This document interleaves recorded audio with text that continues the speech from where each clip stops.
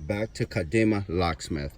Today, number one is that I'm going to be using my phone to actually program the vehicle. And secondly, the vehicle that we're going to be programming will be a 2014 Dodge Ram 1500 pickup. Now, this is a Fobik key. So remember the last time we done a Dodge Ram pickup, I think it was a 2009 or 10, where you did the programming and the vehicle was on. This is a 2013, so although the Fobik will be in ignition, you're going to do the programming with the vehicle off. So you're not going to see the immobilizer light.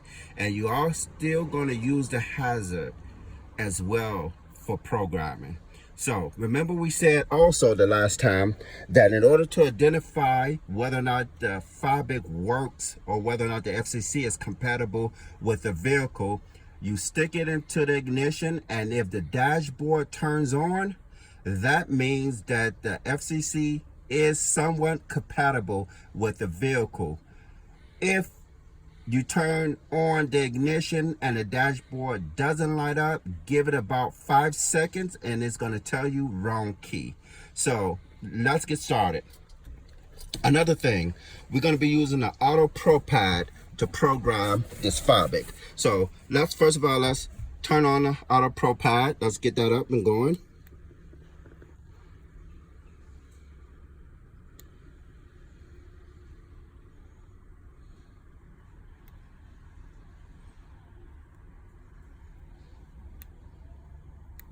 Okay.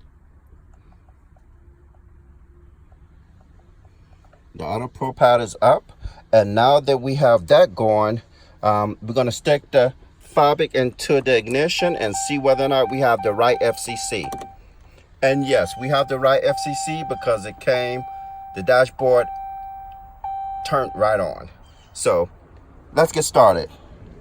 The first thing we're going to do is, we're not going to do it first, but at some stage in this process is going to tell you to turn on a hazard. So I'm going to do that now.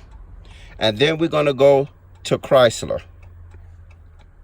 And we're going to agree to the terms and conditions.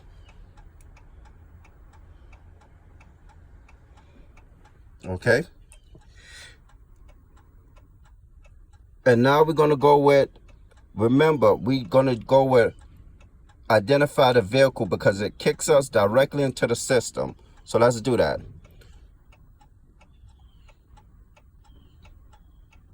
Okay, it is a 2014 Ram 1500. So we're going to say yes, and now it's going to let us into the system. The first thing we're going to do is read the number of keys. The customer do not want to delete the keys because he's not sure where the keys are, and he might find them and might want to use it later. So he said do not delete the keys, but we have one key, which means when we program another, it should be 2. And the second thing we're going to do is read the PIN code. That's very important because without the PIN code, you're not going to be able to program this vehicle. The PIN code is 3826. Let's come back out of that. Now we're going to add key. Fobik, because we did establish this is a Fobik.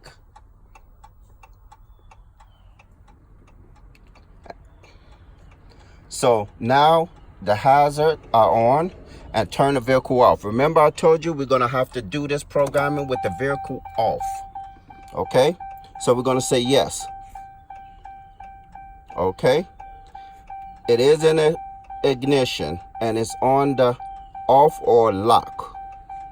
So we're going to put in that PIN number we retrieved, which is 3826.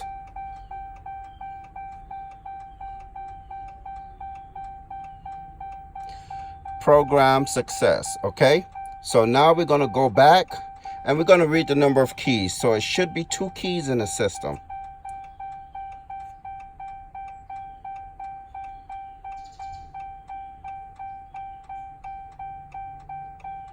Okay, let's check to see if the key works. It works. Let's see if the vehicle starts up. The vehicle starts up. Again, coming to you from Kadima Locksmith. Thank you for watching.